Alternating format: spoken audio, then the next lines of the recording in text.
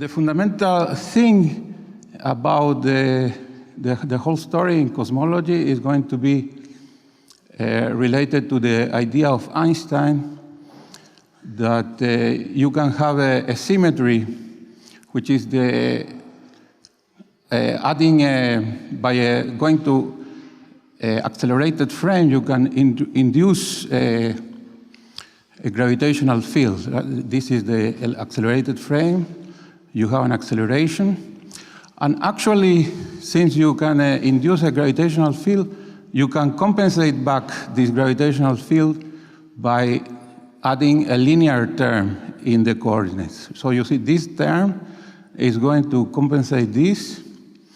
So you have transformed in this way the equivalence principle into a symmetry by adding this.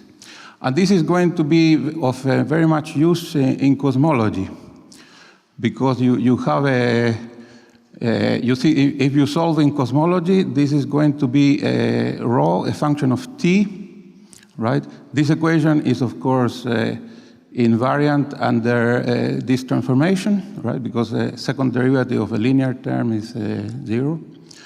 And you see, if you solve this equation, you get a gravitational potential of this sort that apparently induces a preferred frame, preferred center. It's spherically symmetric, but it induces a preferred center, x equals 0. You can choose any origin, but let's choose it equals 0. Now in cosmology, you have these coordinates are some expansion factor times the comoving coordinates, right? You make a shift of these comoving coordinates, you induce a change in these coordinates, and then you ask, is this change consistent with this transformation? Actually, it is, and the consistency condition is exactly the Friedman equation.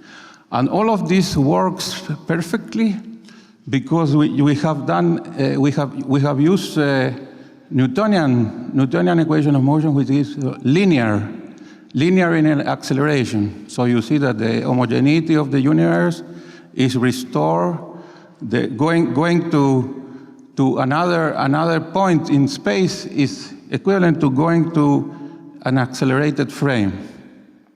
If you were to do modify the modified gravity, this term is non-linear. This doesn't work. The only way you could make this work is replace this some nonlinear theory in the acceleration that was proposed by Milgrom and explains effect of dark matter without introducing dark matter, is to introduce a function of acceleration that has some kind of a periodicity in acceleration space. And this will be consistent with the periodicity in space, right? So you have a crystal in acceleration space that corresponds to a crystal in coordinate space. This we are working on that. But in the meantime, you see that this very basic homogeneity of the Newtonian mechanics is a consequence of equivalence principle or something like that. And generalizations are being worked on. Okay, so that's all.